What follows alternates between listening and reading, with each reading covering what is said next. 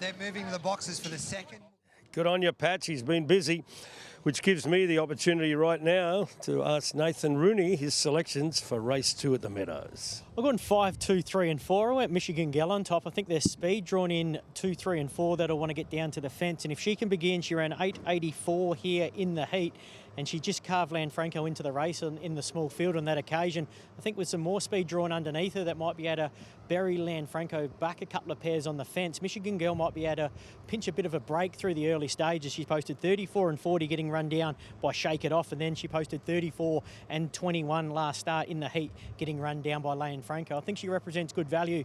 If she can find the top, she's going to be hard to beat. For second, number 2, Lanfranco, 34.03, Disco winning the heat from this draw. He's a greyhound that's got freakish ability.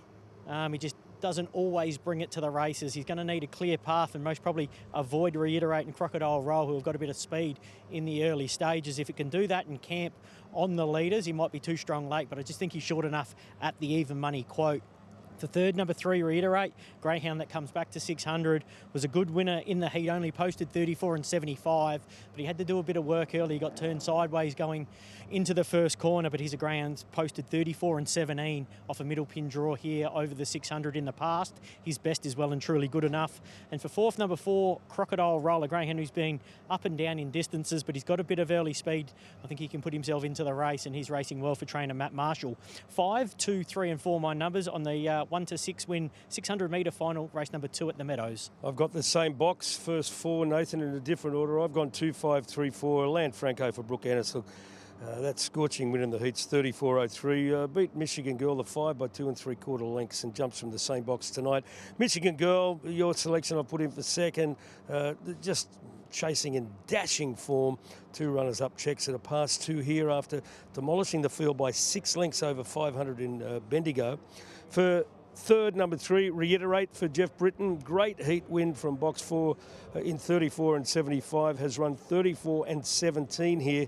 Excellent record this track and distance. And you mentioned the speedy Crocodile Roll, number 4. I've got to put him in for trainer Matt Marshall. He's just been so consistent. The past 4 runs have produced a win, 2 seconds and a third. So it's 2, 5, 3, 4 from me and 5, 2, 3, 4 from Nathan. They're at the boxes. Race 2 on Phoenix night. Let's take you to Dan Hibbard. Won its heat in 34.75. Michigan Girl was second to Lanfranco, 34.21. Great crowd rolling in, continuing to roll in here at the Meadows. Great crowd down in front of us here, and all the hospitality areas are pretty well full to capacity.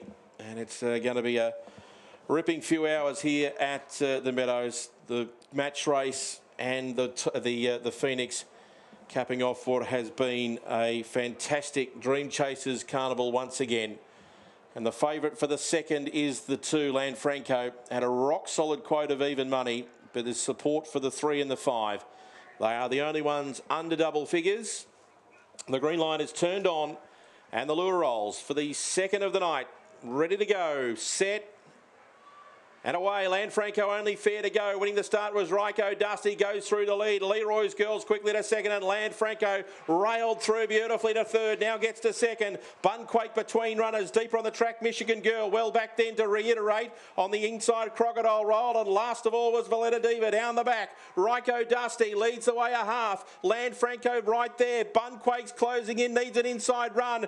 Then came Leroy's Girl. Ryko Dusty's giving a sight. Lanfranco not there yet. Now extends on the outside. Lanfranco takes the lead and wins. Lanfranco a length, Ryko Dusty and Bunquake.